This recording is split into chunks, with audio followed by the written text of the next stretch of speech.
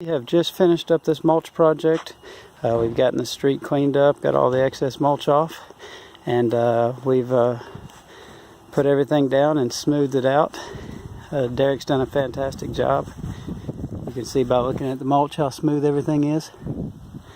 And that actually takes more skill than you think. It takes a while to learn how to get the mulch smooth where it's not lumpy everywhere. In some places it's 6 inches deep, in some places it's 1 inch deep. It definitely takes practice to be able to get it nice and smooth like this. But you can see right here we still have our nice deep edge. We got a nice fresh 3-inch layer of mulch here.